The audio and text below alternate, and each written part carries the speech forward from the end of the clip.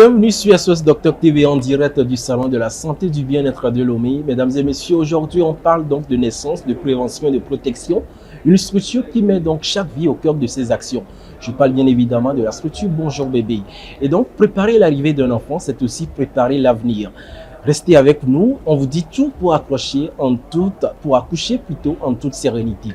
Et pour en parler aujourd'hui, nous recevons donc pour vous, mesdames et messieurs, Madame Bernice Agnan Detchevouti, qui est sage-femme diplômée d'État à Bonjour Bébé. Bonjour et merci une fois encore pour votre confiance. Bienvenue dans cette émission spéciale en direct du Salon de la Santé du Bien-être de l'Homme. Bonjour Madame Bernice Agnan Detchevouti. Bonjour. Et bienvenue. Merci. Comment vous vous portez? Je me porte bien, merci beaucoup. Je devrais plutôt vous demander comment se portent les mamans et les bébés. Ah, les mamans et les bébés se portent à merveille. Super, ça marche. Alors, on va donc explorer le monde de l'accouchement, de la naissance, de la protection et de la prévention avec vous et surtout éclairer les zones d'ombre des populations, surtout des mères, pourquoi pas des pères également, des familles, parce que l'accouchement n'épargne pas non plus l'homme, n'est-ce pas? Voilà, donc avec vous, on va en savoir beaucoup plus sur ce champ lexical-là. Alors déjà, d'entrée de jeu, dites-nous pourquoi faut-il commencer à préparer l'accouchement dès le 6e mois de la grossesse? Merci. L'évolution de la grossesse part du premier jour de la conception jusqu'au 9e mois où a généralement lieu l'accouchement. Mais fort est de constater que déjà au 7e mois, il y a une possibilité qu'il y ait un accouchement qui n'est pas normal, qui s'appelle accouchement prématuré. Et donc, en avance de cet accouchement prématuré de 7 mois où le bébé peut être, pris en charge pour vivre, il faut commencer par préparer l'accouchement donc à 6 mois et demi, pour attendre éventuellement. On ne souhaite pas qu'il y ait de prématuré, mais s'il s'avère que les choses ne tournent pas bien, oui, et qu'il faille ou bien qu'il advenait que cette femme enceinte accouche d'un prématuré, qu'on puisse s'occuper de ce prématuré. Voilà. Donc, très important de commencer par préparer son accouchement à partir du 6e mois. D'accord. Ça tombe bien. Ça, c'est une première information cruciale que vous venez donc de donner.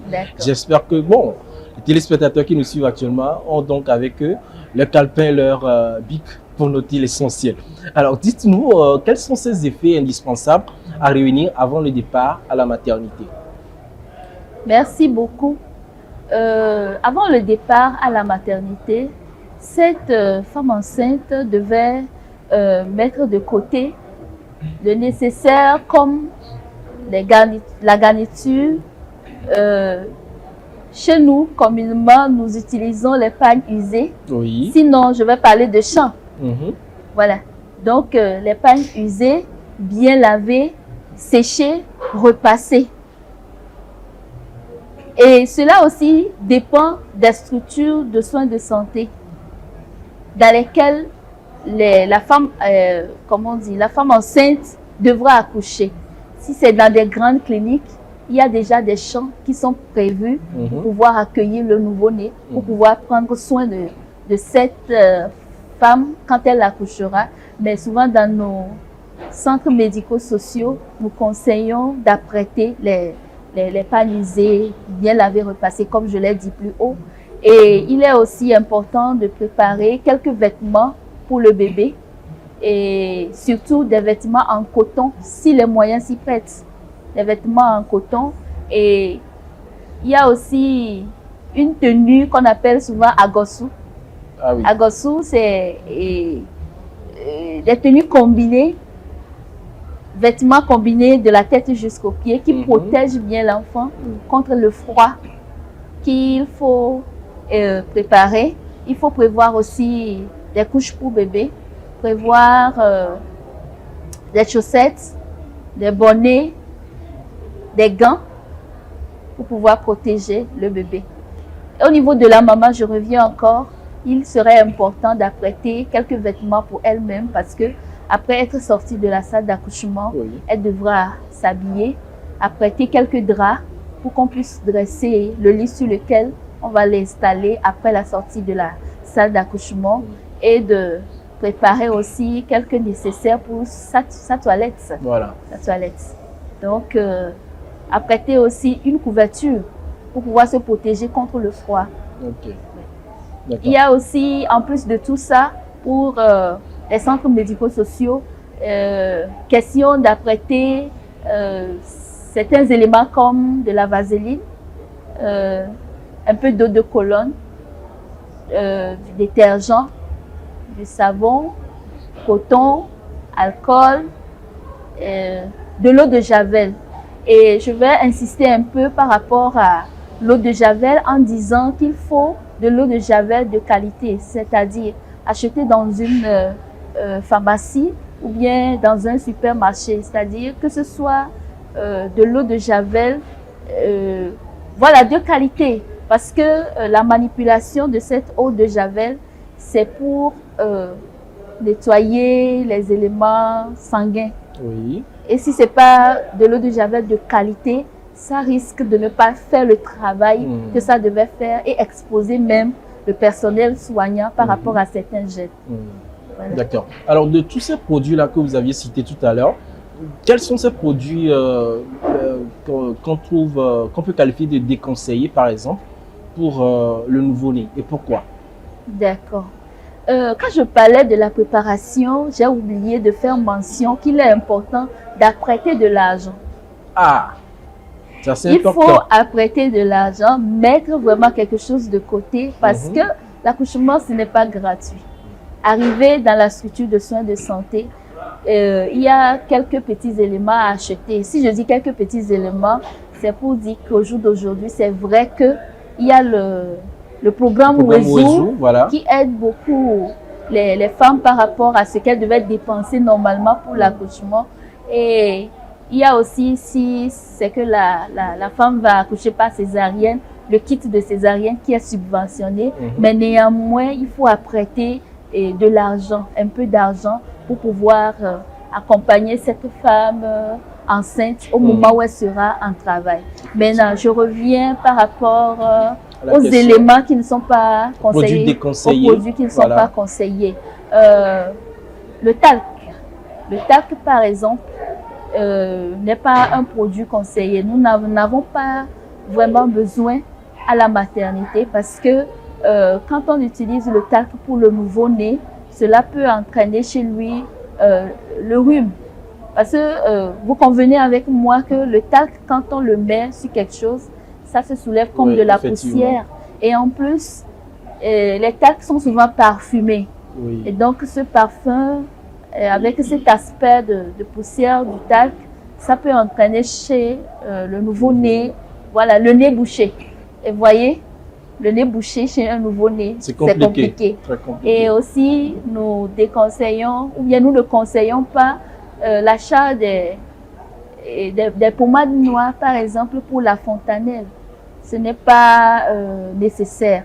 Ce n'est pas nécessaire parce que la fontanelle d'un nouveau-né se comble de soi-même.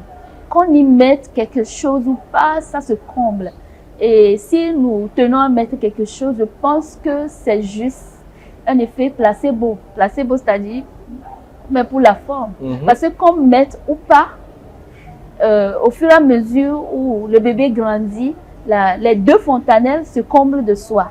Il y a deux fontanelles, la fontanelle antérieure et la fontanelle postérieure. Et souvent, nos mamans ne savent pas l'existence de la fontanelle postérieure qui est derrière et elles s'occupent seulement de la fontanelle antérieure en mettant la pommade noire. Alors, moi, je pose la question à savoir si, qu'est-ce qu'on met sur la fontanelle postérieure pour qu'elle se comble, étant donné qu'on ne sait même pas son existence. Justement. Cela prouve combien de fois ce n'est pas nécessaire qu'on y mette quelque chose avant que cette fontanelle ne soit comblée. Donc, pas de pommade noire. Et qu'est-ce que vous mettez dans la fontanelle, précisément? La fontanelle, ce sont des... comment on dit? C'est deux ouvertures, ou bien deux... Je ne sais pas comment je vais définir ça, mais... Vous voyez, le crâne du nouveau-né n'est pas... ou bien le crâne en général, ce n'est pas un truc homogène. Ce n'est pas un truc soudé de partout. Il y a des sutures. c'est-à-dire des espaces entre les os du crâne. Et à chaque jointure de deux espaces qui se croisent, il y a une ouverture. Il y a une deuxième ouverture à la deuxième jointure. Donc la première ouverture qui est en avant s'appelle la fontanelle antérieure et la seconde ouverture qui est en arrière s'appelle la fontanelle postérieure. D'accord. Et souvent, on remarque également qu'on a donc des morceaux de fil que les mères également utilisent. Est-ce que c'est la même chose avec la fontanelle dont vous parlez? Morceau de fil pour mettre voilà. Au niveau de la... Ah, d'accord. C'est un système développé par nos mamans pour amener l'enfant à ne pas faire du hockey. Okay. Parce que le hockey est à répétition chez les nouveau-nés. Et donc, les mamans pensaient qu'en mettant quelque chose au niveau de la fontanelle antérieure, ça empêcherait le nouveau-né de faire le hockey à répétition. Alors que non, ce hockey est naturel. Ça vient et au fur et à mesure que le bébé grandit, ça régresse. Donc, quoi qu'on fasse, on va mettre le morceau de paille. Peut-être que par hasard, tout à l'heure, ça va s'arrêter, mais quelques minutes plus tard, le bébé ne commencera pas à faire le hockey. Donc, c'est ce que je peux dire par rapport aux petits bouts de paille ou bien petits fils que les mamans essaient de nouer ou mettre sur la fontanelle antérieure du bébé. Bah, de toute façon, il y a aussi les secrets de grand-mère, donc bon, on ne peut pas refuser si vous le dites. Alors, finalement, on a parlé également des risques du talc. Et par rapport donc à la pommade noire, y a-t-il des risques pour ça quand on le met sur la fontanelle? La fontanelle, ok. La pommade noire pourrait entraîner chez le nouveau-né toujours le fait que le nez soit bouché. Parce que cette pommade noire contient, bon, je ne vais pas dire contient, mais quand on met ça sur la peau, on sent que c'est mentelé. On sent que c'est mentelé. Et donc, il y a aussi une odeur qu'elle a.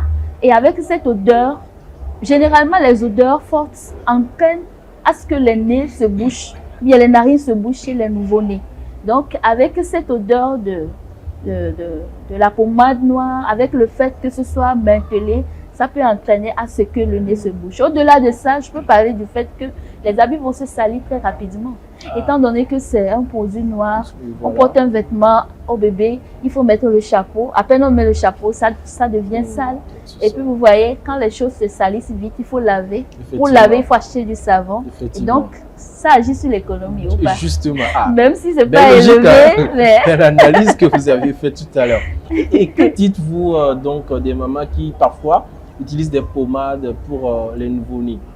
Des pommades, peut-être des savons, parce qu'elles se disent, bon, il faut garder quand même le teint clair, il faut rajeunir déjà dès l'enfance. Qu'est-ce que vous en pensez en tant que spécialiste? D'accord, merci. Moi, je pense que pour un nouveau-né, on peut utiliser de la pommade, mais une pommade qui n'a pas aussi d'odeur. Valable pour le savon. Et pourquoi pas, ou bien pourquoi ne pas utiliser le simple beurre de karité. Le beurre de karité, cette pommade qui est traditionnelle, est une bonne pommade qu'on peut mettre sur le corps du bébé pour rendre sa peau satinée, pour rendre belle sa peau. Donc on peut utiliser le beurre de karité, soit oui, beurre de karité. Et pour en ce qui concerne le savon, choisis un savon pas trop parfumé. Est-ce que vous pensez que carrément un savon non parfumé, ça existe. C'est des produits qu'on doit prescrire donc à la pharmacie, peut-être à l'hôpital pour la maman? Bon, il y a parfois on peut conseiller la maman par rapport à quelle pommade acheter pour son enfant ou essayer de l'orienter en lui donnant les conséquences de si la pommade est trop parfumée, si le savon est trop parfumé, pour qu'elle puisse faire facilement son choix. Mais nous n'imposons pas ou bien nous ne conseillons pas une marque bien définie, bien définie. Parce que ça diffère du fonctionnement de chaque enfant. Voilà. Et vous avez déjà rencontré ce genre de situation lors de vos exercices sur le terrain, ce genre de situation où les mamans prennent peut-être des produits sans que vous soyez au courant, hein, des pommades, par exemple, ou des savons un peu bizarres, comme quoi on veut garder le teint de l'enfant. Vous avez déjà rencontré ce genre de situation? Oui, oui. Et comment vous Lors vous de êtes... nos visites à domicile, nous avons eu à voir ce genre de situation. Et ce que nous faisons, c'est que nous conseillons cette maman. D'abord, nous l'amenons à comprendre le bien fondé de ne pas utiliser ces pommades trop parfumées ou ces savons trop parfumés, et nous l'aidons à pouvoir faire le choix de quelque chose de mieux pour son bébé. Voilà. Oui. Et souvent, nous conseillons le beurre de karité aussi. Justement, voilà. La pommade Le beurre de traditionnelle, karité, oui. voilà, qui traverse les générations et qui subsiste toujours. Alors, finalement, Madame Bernice, que doit contenir concrètement une valise bien préparée pour l'accouchement? D'accord. Une valise bien préparée pour l'accouchement, je vais scinder ça en deux. Oui. C'est le nouveau-né. Pour pouvoir accueillir le nouveau-né, il faut des vêtements, et des vêtements idéalement en coton. Voilà. Et que ce soit des vêtements fermés, c'est-à-dire pas de boutons devant, que ce soit peut-être des combinés, je voulais dire. Voilà, des combinés, oui, pour on enfants. appelle souvent agosu. Voilà. Ou bien domanyemi. Ah oui, domanyemi, voilà. Oui, oui. C'est le terme le plus vulgaire. Voilà. Il faut ça, il faut des bonnets pour protéger surtout la fontanelle de l'enfant. Oui. Ou bien la tête de l'enfant contre le froid. Il faut des chaussettes pour protéger ses pieds, toujours contre le froid. Et les gants. En plus de ça, des couvertures pour pouvoir emmailloter ce bébé-là. Les pertes de chaleur, je vais noter, chez le bébé, entraînent des pertes de poids.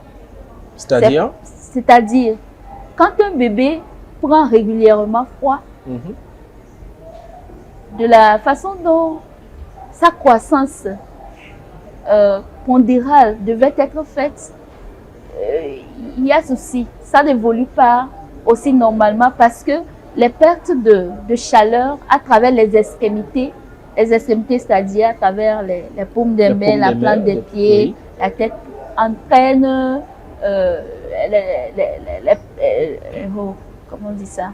La perte de poids également. D'où il faut prévoir les bonnets, les chaussettes et puis les gants en plus du vêtement pour bien protéger ce nouveau-né. D'accord. Et maintenant, oui, allez-y. En plus de tous ces vêtements, il faut aussi prévoir peut-être un drap bien propre pour au cas où le bébé devait être couché dans un lit à part ou bien en dehors de la maman, parce que il peut advenir que ce nouveau-né soit né prématurément ou que ce nouveau-né, après son accouchement, ait un souci et qu'il faille l'amener à la pédiatrie. Il va falloir qu'on dresse bien son lit et qu'on puisse lui faire coucher dedans. Maintenant, du côté de la maman, j'avais parlé de... ou bien je peux parler toujours dans dans nos cultures, ou bien dans nos milieux. Généralement, ce sont des pagnes usés, ça pas trop usé quand même, hein, mais pas des pagnes neufs, c'est-à-dire acheter en boutique en même temps, sauf si on a assez de moyens pour utiliser. Voilà. C'est pas interdit aussi. C'est pas interdit. Voilà. C'est pas interdit. Donc moyennement, c'est les pagnes usés, bien lavés, repassés, séchés, repassés et bien pliés, qu'on mette dans la valise, plus quelques vêtements de la maman, plus des couvertures, garnitures, et puis les sous-vêtements de la maman. Et avec ça, je pense que la valise est... Avec l'argent. Voilà, oui, avec l'argent. C'est important. Et le nécessaire pour la toilette. Voilà. Alors, dans cette optique-là de préparation à l'accouchement, quels signes doivent alerter une femme enceinte à se rendre immédiatement à la maternité? D'accord. Excusez-moi, une femme enceinte en général ou bien une femme enceinte à terme? Prenons les deux cas pour mieux étayer les choses aux téléspectateurs. D'accord. Je vais d'abord parler d'une femme enceinte qui n'est pas encore à terme. D'accord. C'est bien vrai qu'on se fait suivre à la maternité c'est bien vrai que lorsqu'on va à la maternité, on a des consignes à respecter, des ordonnances et tout. Mais s'il advenait qu'à la maison, on sente qu'on a la fièvre ou bien le corps chaud, Oui. le corps chaud, ou bien on a les maux de tête, ou bien on n'arrive pas à manger comme cela se doit, ou si les produits qu'on a eu à prescrire ne sont pas facilement, comment on dit, prenables, c'est-à-dire il y a certains produits qui abattent. Voilà.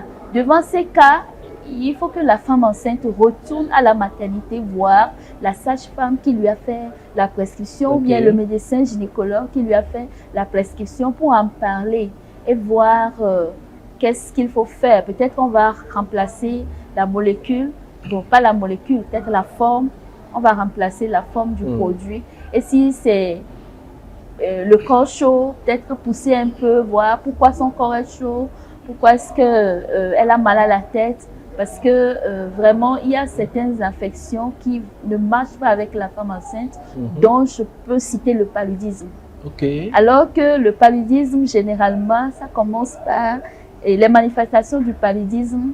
Ça peut être la fièvre, ça peut être la sensation de goût amer dans la bouche, ça peut être les maux de tête, ça peut être l'anorexie, c'est-à-dire manque d'appétit. Donc, devant ces signes, il vaut mieux aller à l'hôpital pour qu'on puisse voir qu'est-ce qui se passe pour ne pas entraîner des complications sur la grossesse. Maintenant, s'il s'avère aussi que cette femme enceinte ne dort pas bien, il est important de signaler ça ou bien d'aller à l'hôpital et d'en parler. Et aussi, il est conseillé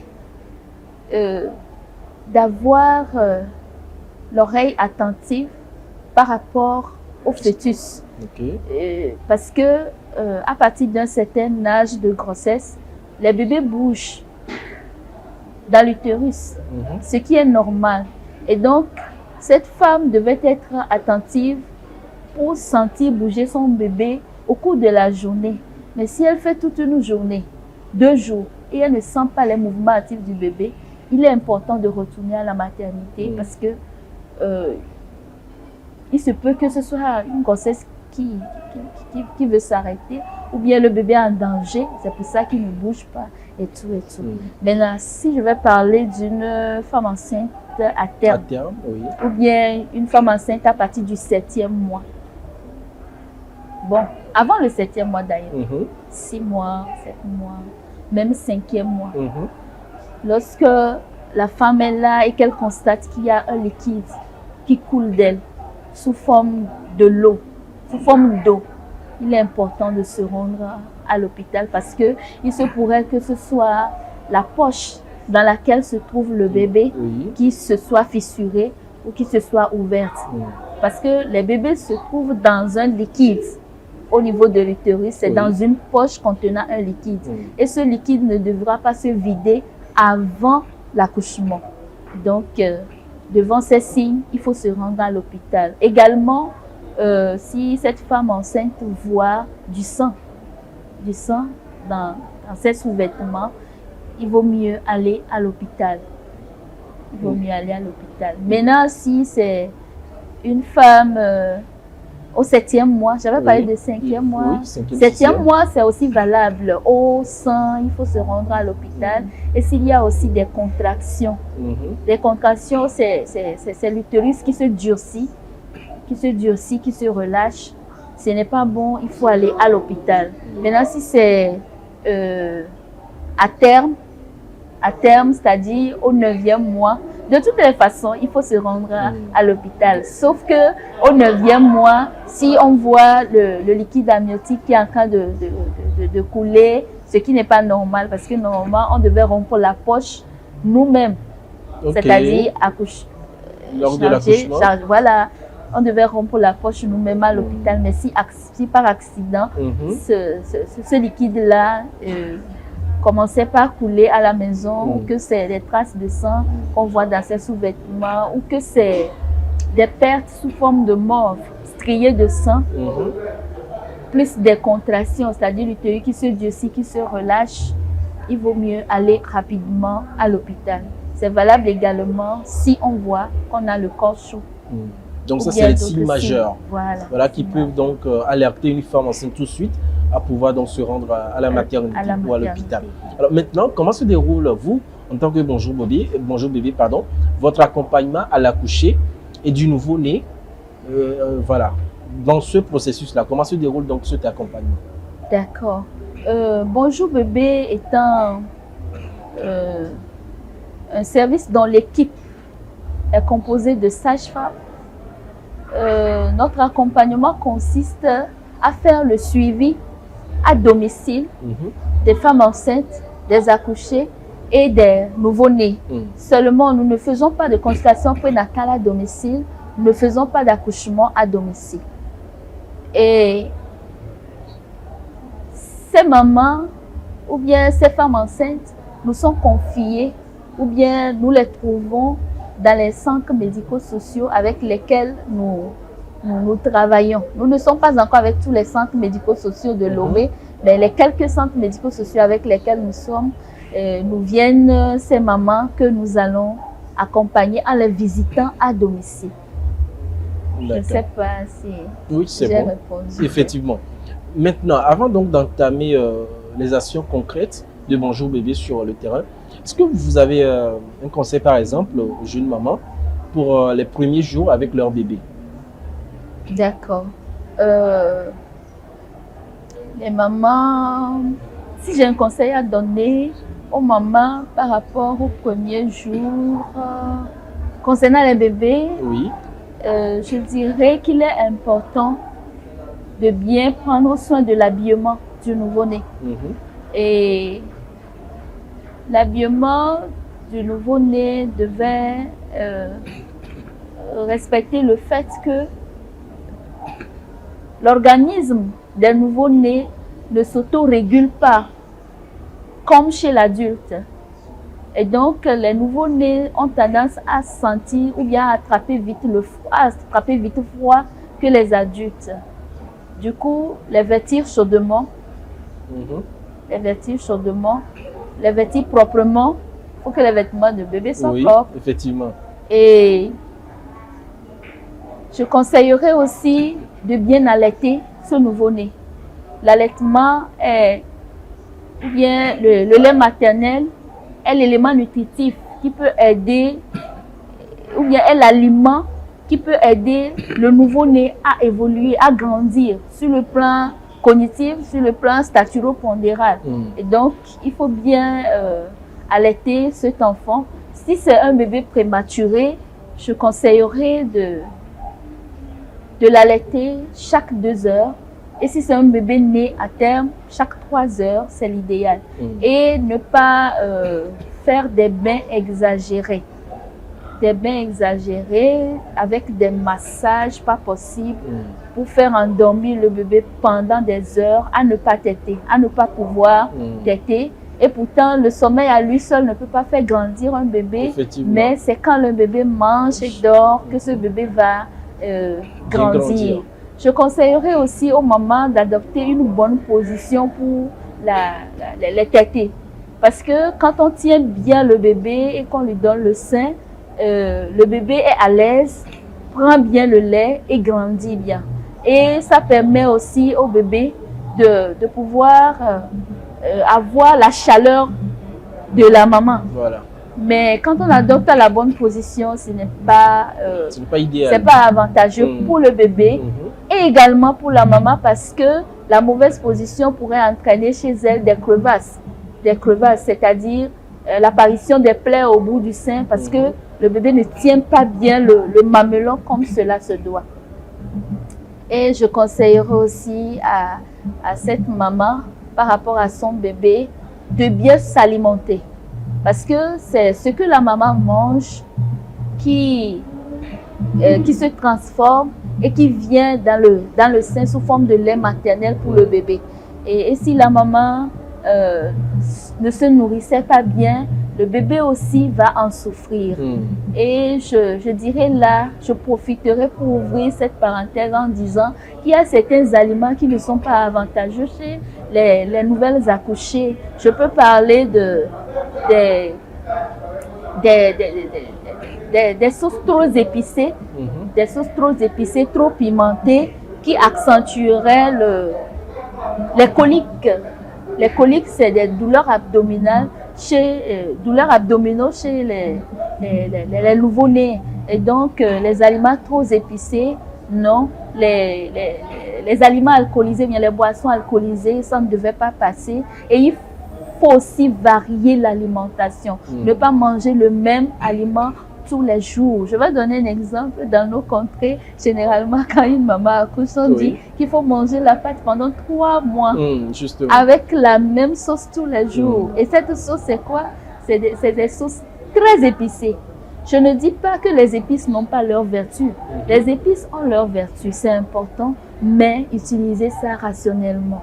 Prendre ça un peu pour mettre dans la nourriture de façon modérée. Voilà, ne pas exagérer pour accentuer, pour ne pas, de peur d'accentuer les coliques chez le nouveau-né. Chez la maman, cela n'entraîne rien. Ça dit, ça n'entraîne pas de conséquences fâcheuses, mais c'est le bébé qui en souffre. Voilà. Et je conseillerais aussi à cette maman par rapport à son bébé de ne pas laisser l'enfant, le bébé, le nouveau-né, être touché par tout le monde voilà.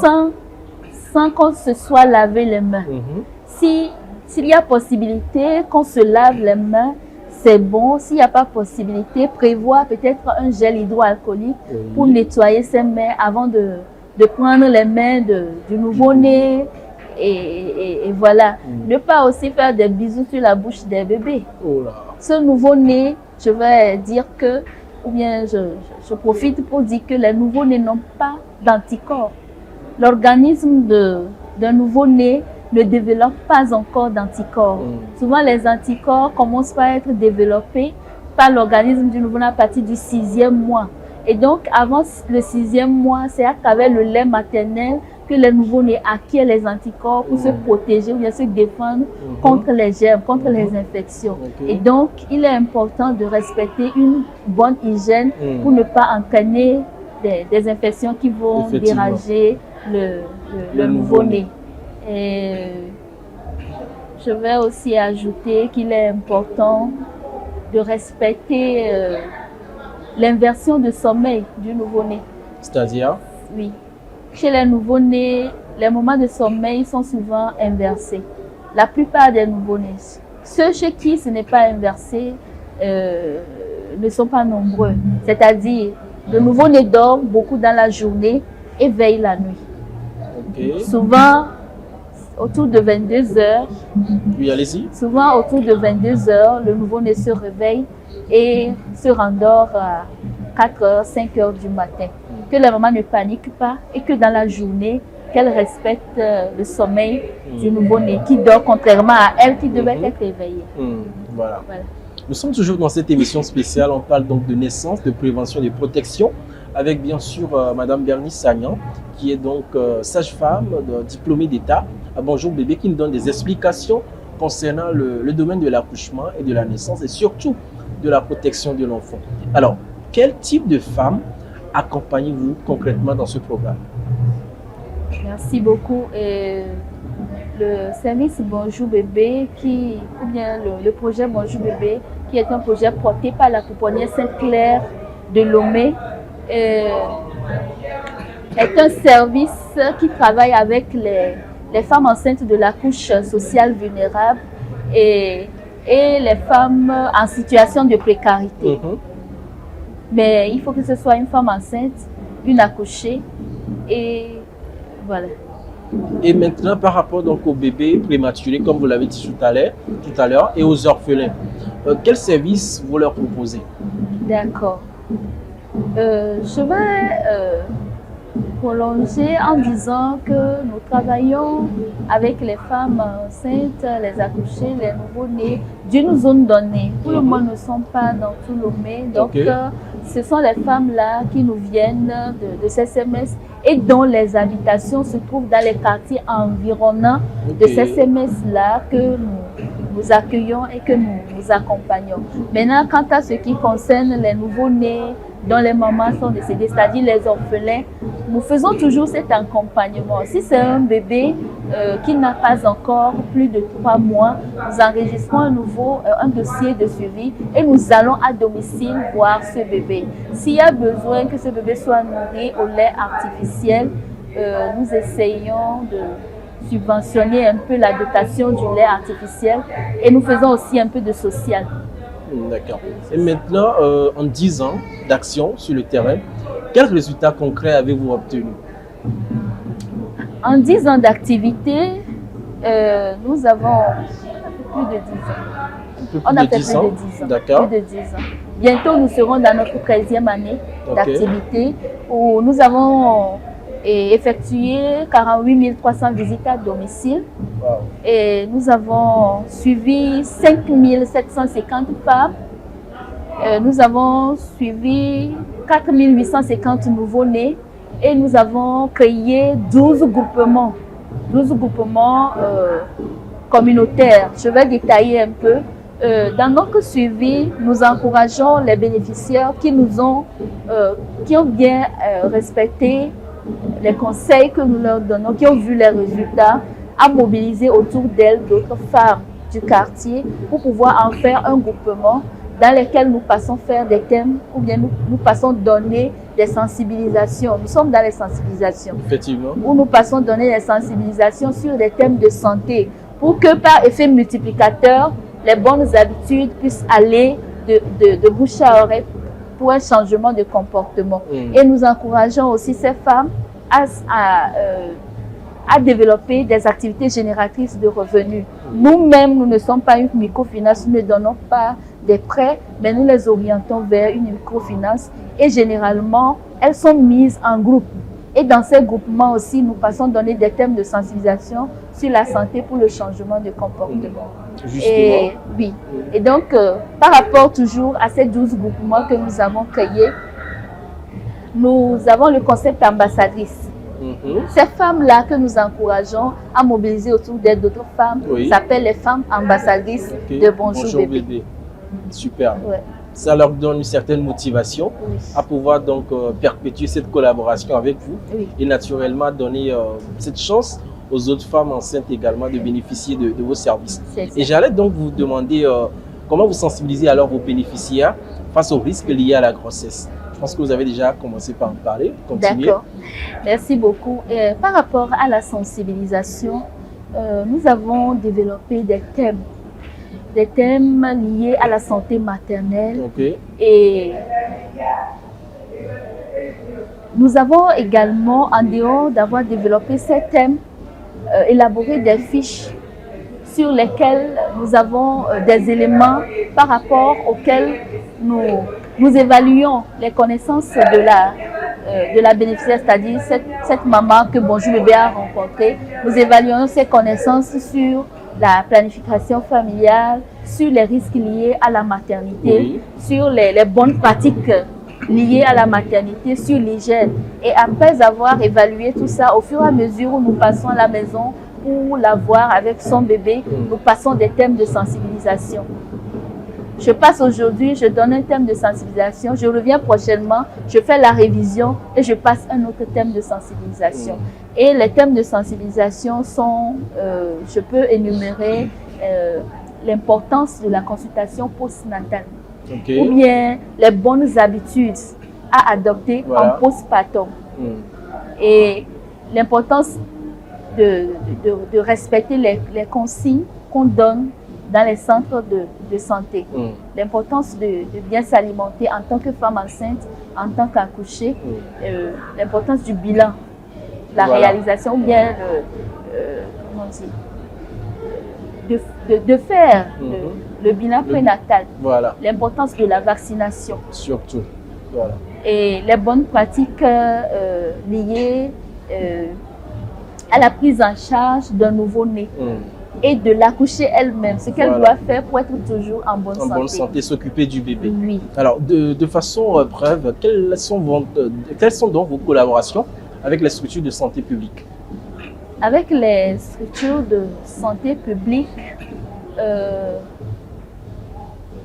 nous avons cette collaboration qui nous permet d'avoir, ou bien, ok, avec les santé et les structures reprenez la question s'il vous plaît. Alors, je parlais de vos collaborations avec les structures de santé publique. Ok, collaboration avec les structures de santé publique. Ok, comme nous sommes rattachés aux centres médico-sociaux, voilà. C'est de là que nous viennent les bénéficiaires, Okay. c'est-à-dire les femmes enceintes, les accouchés, que nous allons suivre à domicile. Il y a donc des nous échanges sommes des qui sont faits préalables. Voilà, nous sommes des sages-femmes, mais nos collègues sages-femmes qui sont sur le terrain en train de faire les consultations nous appellent pour nous confier les mamans à suivre. Okay. Parce que connaissant le service Bonjour bébé, et aussi comme nous avons déjà fait plus de 10 ans sur le terrain, de bouche à oreille dans nos zones d'intervention, les mamans nous appellent, nous allons, nous écoutons, nous étudions le cas et comme ça nous commençons le suivi à domicile. Et je vais préciser que notre suivi à domicile va de la grossesse. Si cette maman a la chance de nous rencontrer pendant la grossesse, oui. Si c'est pendant le travail d'accouchement, parce que nous allons aussi dans les CMS. Au moins par semaine, nous faisons un tour dans les CMS. Voilà. Et si c'est après l'accouchement aussi, nous enrôlons cette maman. Et voilà, le suivi à domicile commence jusqu'à 2 mois et demi. 2 mois et demi parce qu'on suppose qu'à partir de 1 mois et demi, la maman commence par aller plus régulièrement dans le CMS, puisqu'il fait faire les vaccinations, les pesées et tout. Et donc, quand elle commence, elle fait la première vaccination, BCG, après le Penta, puis le deuxième Penta. Nous sommes sûrs qu'elle a pris l'habitude de bien respecter la vaccination de l'enfant. On commence pas à se retirer. Et généralement, jusqu'au 3e mois, on ne fait plus de visite à domicile, mais on garde le contact avec cette femme. Voilà, et au 6e mois, nous retournons à domicile pour voir comment elle introduit autre alimentation en dehors du lait maternel uniquement, puisqu'elle était en train d'appliquer l'allaitement maternel exclusif. Et donc, à partir du 6e mois, le contact reste au téléphone. Pour des suivis réguliers. Ouais. Alors, nous tendons donc vers la fin de cet entretien. Madame Bernice, un mot de la fin à l'endroit de SOS Docteur TV qui vous reçoit et naturellement à l'endroit des femmes enceintes qui nous suivent actuellement. Merci beaucoup. À l'endroit de SOS Docteur TV, je dis un sincère merci pour cette émission et je félicite beaucoup tous les efforts que cette chaîne est en train de faire pour pouvoir améliorer la santé et surtout la santé maternelle. Voilà. Et par rapport aux mamans, je les encourage à vraiment respecter les consignes qu'on leur donne à l'hôpital quand elles s'y rendent et à aussi respecter les sensibilisations, les thèmes de sensibilisation que nous essayons de passer pour le changement de comportement. Nous allons même faire des émissions radiophoniques, qu'elles puissent nous suivre et qu'elles mettent en application pour leur bien-être et le bien-être de leur nouveau-né. Et puis, je vais dire que c'est très important que dès qu'on se sent enceinte, de commencer par aller à l'hôpital pour se faire consulter. Voilà. Merci beaucoup, Madame Bernice Sagnan de Tchébouti. Vous êtes donc sage-femme diplômée d'État à Bonjour Bébé. Merci d'avoir répondu à nos questions. Merci à vous. C'est plutôt moi qui vous remercie. Mesdames et messieurs, c'est la fin donc de cette émission consacrée bien sûr à la naissance, à la prévention et à la protection du nouveau-né. Et c'était donc la structure Bonjour Bébé qui nous a fait l'honneur de nous faire une lumière sur ces zones d'ombre concernant la naissance, la protection et la prévention de certaines maladies par rapport au bébé et naturellement par rapport donc à la nouvelle maman. Merci à toutes et à tous de nous avoir suivis. Le rendez-vous est pris forcément dans d'autres émissions sur SOS Docteur TV, la chaîne utile, la télé qu'il vous faut. À très bientôt.